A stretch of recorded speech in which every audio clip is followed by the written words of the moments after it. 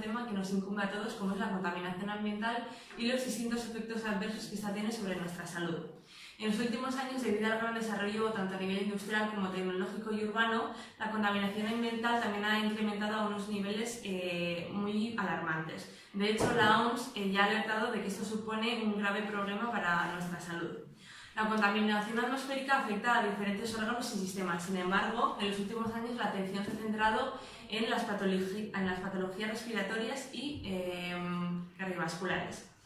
En el programa de hoy nos vamos a centrar en una enfermedad en concreto como es el asma bronquial infantil, cuyo código de numeración según la Clasificación Internacional de Enfermedades es para el asma de J45 y para el asma infantil de J45-909. Vamos a empezar por hablar un poco sobre el asma para comprender mejor esta enfermedad.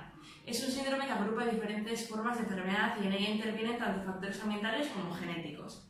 La Iniciativa Global para el Asma define esta enfermedad como una inflamación crónica de las vías aéreas asociada a una hiperreactividad de las mismas, que conduce a episodios de sibilancias, disnea, opresión torácica y tos. Los síntomas del asma son similares a cualquier edad, sin embargo, en la infancia se observan rasgos que la distinguen del resto de las edades. Estas diferencias en la infancia influyen tanto en el diagnóstico como en la valoración de la gravedad de esta enfermedad en los niños más pequeños. La definición más adecuada para el grupo de preescolares es la del Tercer Consenso Internacional de Pediatría, que define como sibilancias recurrentes y o tos persistentes en una situación en la que el asma es probable y se hayan descartado otras enfermedades frecuentes. Sin embargo, a partir de los 6-7 años ya se pueden aplicar las definiciones de los consensos generales. Sin embargo, estos síntomas y signos del asma no son exclusivos de esta enfermedad, por lo que se necesitan pruebas más objetivas para determinar la presencia del asma, como son, por ejemplo, la espirometría o el Easy Breathing Survey, que es una encuesta que se le hace a los niños más pequeños. La prevalencia de esta enfermedad en España se sitúa en un 10% en los niños y en nuestra comunidad autónoma. En Vizcaya tenemos una prevalencia del 12,2% y en Guipúzcoa del 8,5%. Como en nuestra comunidad existen grandes fábricas, queremos ver si la contaminación que emiten estas pueden influir en la aparición de esta enfermedad. Hoy nos vamos a centrar en un contaminante específico como es el dióxido de azufre, que es un gas incoloro que se genera por la combustión de combustibles como son el petróleo o el carbón. Una vez que ha sido emitido, el dióxido de azufre, al cabo de unas horas y días, se va oxidando cada vez más, generando compuestos más peligrosos como son los sulfatos y el ácido sulfúrico.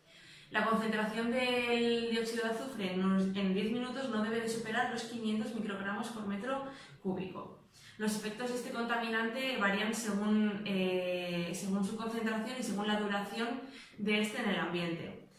Sobre todo afecta a mucosidades y pulmones y pueden producir graves ataques de tos, a la vez que irritación del tracto respiratorio, bronquitis y congestión de los conductos bronquiales, síntomas que se agravan más en enfermos de asma. Nuestra invitada de hoy es la doctora Peña, que nos va a informar más sobre este tema. Buenas tardes.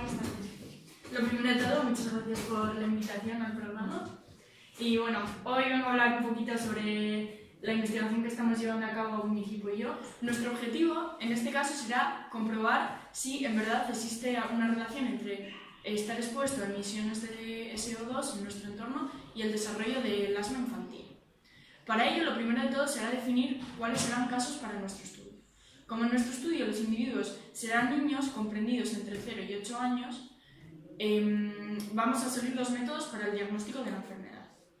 El primero será un cuestionario que se realizará a los padres, llamado Easy Breathing Survey, en el cual se harán unas preguntas referentes a signos y síntomas que hayan podido presentar durante el último año, como son disneas y sibilancias durante este periodo, tos nocturna que despierta al niño, tos y disnea que durante el ejercicio obliga al niño a parar y persistencia de tos tras más de 10 días después de haber tenido un catarro. Eso se hará para los niños menores de 6 años. Para los mayores de 6 años utilizaremos una espirometría basal junto con un test del broncodilatador, en el cual se observarán los valores característicos de una enfermedad obstructiva y con el test del broncodilatador se observará la mejoría, indicando que el paciente tiene asma.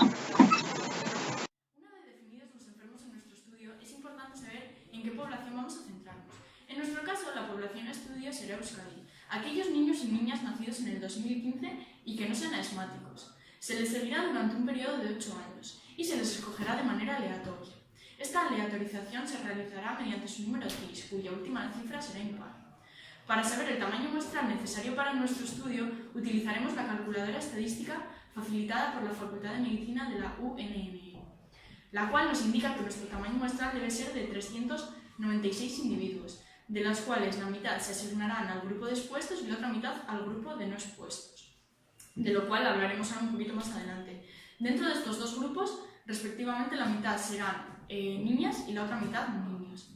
En cuanto a la exposición, el límite lo consideramos en 120 microgramos por metro cúbico al día durante más de 3 veces al año. Por encima de ese límite consideraremos a los individuos expuestos y por debajo no expuestos. Para hacer esta medición se utilizarán unos aparatos que emplean la fluorescencia ultravioleta. Las partículas de SO2 al entrar en dicho medidor se excitan por luz ultravioleta y al volver a su estado inicial emiten una luz. Esa luz tiene una intensidad que es proporcional a la concentración de SO2. Estos medidores se encuentran en diferentes estaciones, cuyos datos nos aportará el Departamento de Medio Ambiente y Política Territorial del País Vasco. De esta manera, en base al límite fijado, los individuos del grupo de los expuestos se obtendrán de aquellos que están registrados en los ambulatorios de Baracaldo, mientras que los individuos del grupo de los no expuestos se obtendrán de los registros en los ambulatorios de Vitoria. Pediatras que colaboran con nosotros serán los encargados de llevar el seguimiento durante este periodo de 8 años.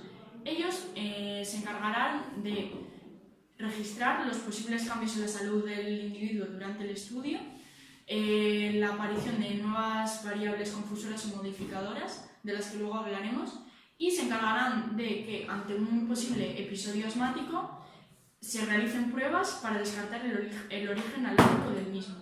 En cuanto a la causalidad, es importante tener en cuenta las diferentes variables confusoras y modificadoras que pueda haber en el entorno del individuo que nos lleven a tener datos alterados en nuestro estudio.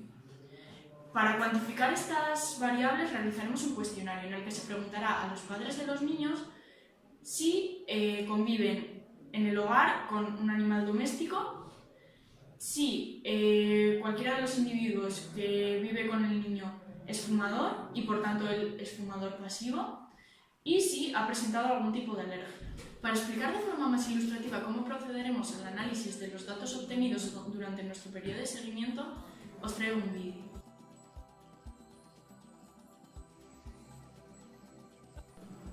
Al final del periodo del estudio obtendremos los siguientes datos: número de personas expuestas enfermas, número de personas expuestas sanas, número de personas no expuestas enfermas, número de personas no expuestas sanas. Para el análisis de los datos utilizaremos el programa estadístico Stata. Calcularemos los siguientes estadísticos: medidas de frecuencia, medidas de asociación y analizaremos también la causalidad. Medidas de frecuencia. Prevalencia. Nos dirigiremos a Osakidetza para obtener los datos de prevalencia del asma infantil en el País Vasco. Esto nos permite conocer el número de niños afectados por esta enfermedad con respecto a nuestra población, para conocer así la importancia de esta enfermedad en la misma. Incidencia acumulada.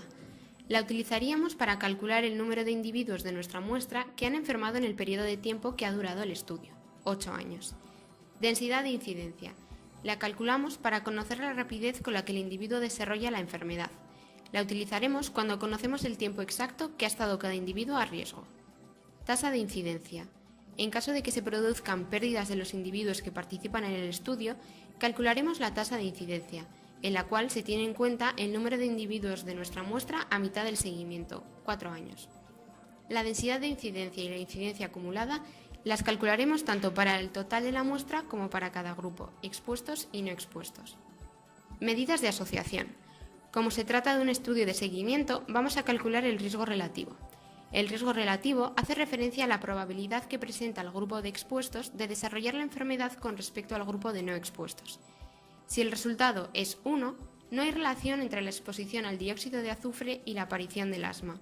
Si el resultado es menor de 1, consideramos la exposición al dióxido de azufre factor protector frente al asma.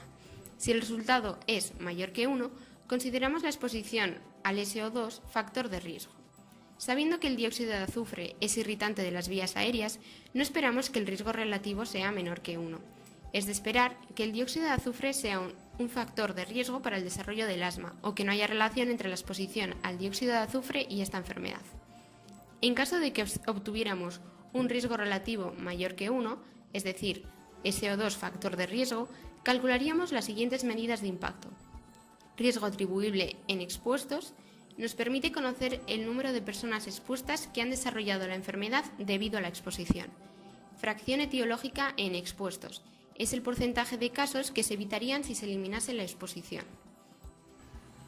En caso de que en lugar de incidencias acumuladas utilicemos las densidades de incidencia, llevaríamos a cabo los mismos cálculos, sustituyendo las incidencias por las densidades de incidencia.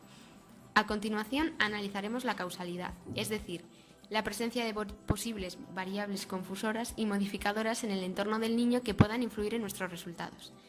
Tras estratificar en base a la presencia de la posible variable confusora modificadora, seguiremos el siguiente procedimiento. Por ejemplo, para la presencia de animales domésticos en el domicilio, calcularemos el riesgo relativo en cada estrato. Si la diferencia entre el riesgo relativo bruto y ajustado es mayor del 10%, nos encontraríamos ante una variable confusora. En caso de no ser confusora, miraríamos el test de la homogeneidad. Si el p-valor sale menor que 0,05, decimos que la variable es modificadora. Repetiremos estos pasos para las otras dos variables.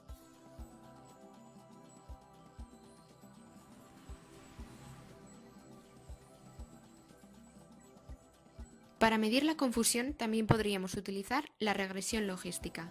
Este método, en nuestro caso, puede resultarnos más útil, puesto que permite analizar el efecto de las tres variables confusoras de manera simultánea, mientras que con la estratificación solo podríamos analizarlas una a una. Además, la regresión logística nos permitirá predecir el riesgo que tendrá un individuo de desarrollar la enfermedad en base a la combinación de las variables confusoras que haya en su ambiente. Y a la hora de realizar el estudio, ¿habéis tenido en cuenta los posibles problemas que podéis tener? Sí, es una parte muy importante a la hora de realizar un estudio epidemiológico. Para explicarlo mejor, traigo otro vídeo. En todo estudio epidemiológico, la validez de los resultados puede estar influenciada tanto por el error aleatorio como por el sesgo o error sistemático. La importancia de ellos se debe a que pueden afectar a la validez interna de un estudio, invalidando de alguna forma los resultados de la investigación. En primer lugar, cabe mencionar el error aleatorio, que se presenta al azar. Se produce como consecuencia de realizar el estudio con una muestra en lugar de estudiar a toda la población y posteriormente generalizar los resultados.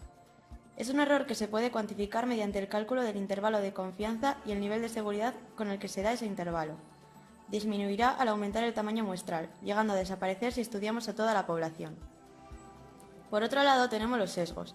El sesgo es el resultado de un error sistemático en el diseño o la conducción de un estudio epidemiológico. No aparece como un hecho aleatorio ni debido al azar. Puede aparecer en cualquier momento, ya sea en el diseño, en el desarrollo o en el análisis de la investigación. Una vez incurridos en ellos, no se pueden evitar. En un estudio de cohortes, los principales sesgos son los siguientes. Sesgos de selección. Ocurren cuando hay un error sistemático en los procedimientos utilizados para seleccionar a los sujetos del estudio. Se debe a diferencias entre las características de los sujetos seleccionados para el estudio y las de los individuos que no se seleccionaron. Para no incurrir en ellos, aleatorizaremos la muestra. Sesgo de mala clasificación o del procedimiento de selección.